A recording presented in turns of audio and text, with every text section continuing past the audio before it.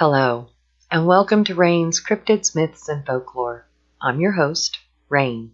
Let's talk about those gnomes.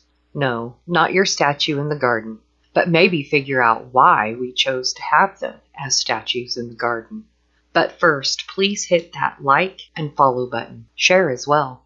Thank you. Now, let's talk about those gnomes. Gnomes are featured in many cultures from Sweden, Denmark, Norway, Germany, and even Hungary and Yugoslavia. The little people, or most people know them as gnomes, origins are difficult to pin down. But some say gnomes and Norse dwarves were so similar that they were interchangeable. If you really look at it, they could even have a relation to the leprechauns as well. But at some point, they all split, which could be why their origins are so hard to pin down, especially since they all could be related, like cousins of some sort. Because of the many different places they are known from, there seems to be many different types of them. Like forest gnomes, they are not seen by man very often. Dune gnomes are slightly larger.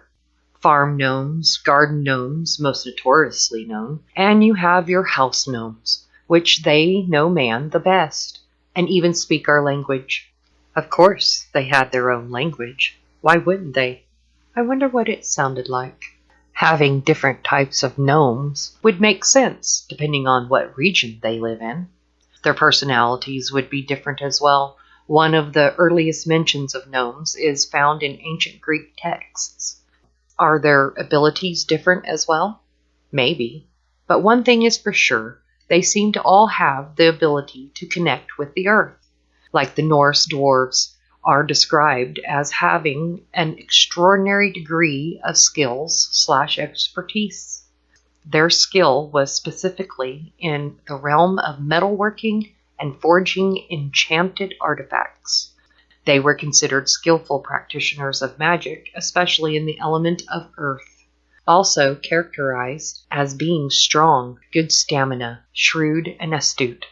They were linked to the mountainous landscapes and stone, as well as subterranean caverns and mines. Most gnomes were known to be 7 times stronger than man, can run at speeds of 30 miles per hour, and have better eyesight than a hawk. They are known to love animals, and when finding wounded animals, they will help them. They are said to love jokes and have an art for it. They love gems and jewels, no surprise there. They are considered peaceful, although they will defend their homes and family. They don't much care for trolls and cats. They just try to avoid them. I mean, a cat would look like a tiger or a lion to them. Not surprising since they are tiny. So with that, they were considered lucky when growing gardens, farming, and even flowers, which is how we started with the statues. Being that they are earth workers, by having one nearby, it would bring luck to your crops or animals, possibly keeping them safe as well, which could be why we love having the statues. It just might bring some luck to you, or would draw in the gnomes to help with your garden or farm, hence bringing luck. There are some stories of them being underground dwellers and being ugly and scary. Honestly, not sure how true this is, as during times of scaring people away from, well, everything that isn't human. But the underground dwellers, maybe, since they are earth workers, to which I mean they are earth elemental workers. Greeks believed they had a special knowledge of the earth's secrets. So it would make sense that they would use that knowledge. Now, the only thing that bothers me in the description is the fact they are all described the same. I mean, almost in all my research, they are basically described alike, showing no difference between them or females. I'm sorry, but that is very unrealistic. Yes, there will be some things that are of basic instinct with them, like maybe their abilities or love of animals and the earth. But at some point, they would have their individual personalities. So I find most of the info I have found is just basic. Then some, I believe, were just embellished, like they all wear the same thing. That's a little extreme. I mean, if you were to come along a little village of them, maybe yes, they had similar styles. But you would find some differences still from their individuality. The pointy hats may be true. I mean, they are short, so they may like them because it gives them some height to seem larger. The color? Well, not sure on that. I mean, let's think. What would it take to create red dye in nature? There are a few out there that would make a good red dye, as described, like bedstraw root, linseed oil, plus a couple of more. Yes, their hats could be red. But were they all red? Something tells me probably not. Could be why we have only seen the ones with the red hats. As with the other colors, would camouflage more than red would. The other thing that bothers me is we never really hear about the female of the gnomes. Do they keep them hidden from us? Probably. Is it the frequency thing, like males are the only ones that can shift to our plane, or can they both do it? If only the male can do it, then it would explain why we only see male gnomes. Maybe there are only a small number of females, making it harder to find them. Another thought is why we see only male gnomes is they are either single or a widower, so they choose to move around to explore per se.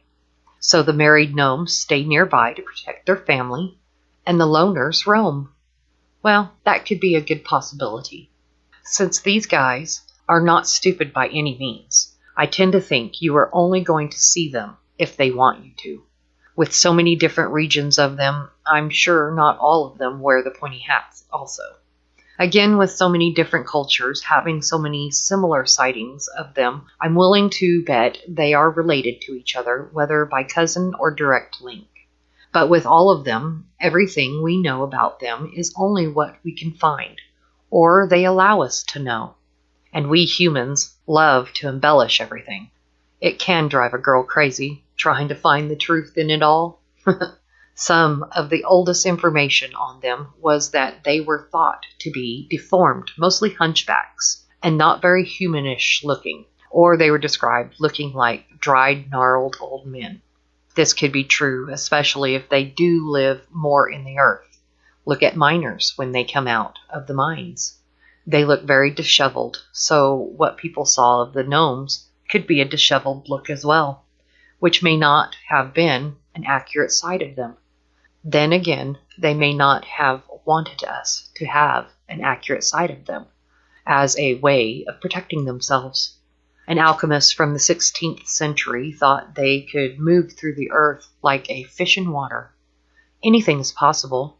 Maybe they used the frequencies of the earth to be able to move like that. Now, why they don't want anything to do with us? Well, let's see. Of course, in the religious world, again, they are considered unreal or demons.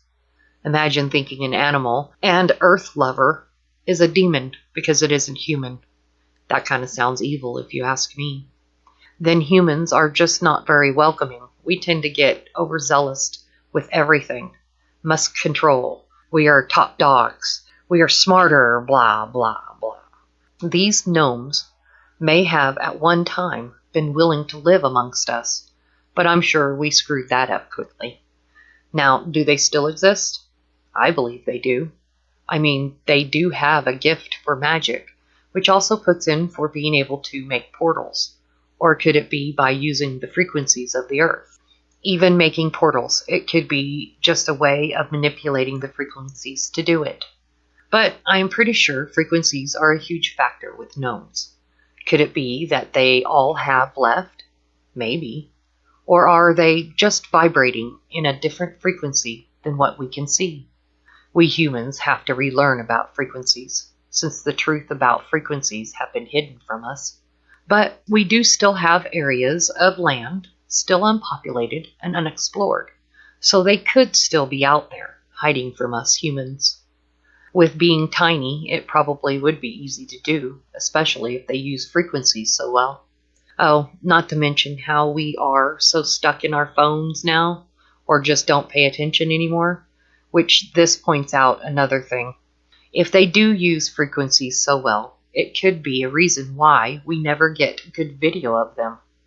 Think about it, and this goes with all mythical cryptids. I'll touch base with this in my next Cryptid Thoughts video, so keep an eye out for it. All of these mythological cryptids, I find it hard to not believe they exist, or existed. Gnomes, I believe, do exist, but have moved away from man because of the direction we were led in, and so they chose to stay away from us, and I don't blame them. So I hope your little garden gnome statue brings favor to your garden. And that's what I have on gnomes. Still no myth or folklore this week. Thank you, and I hope you will join me next time. This is Rain, signing off.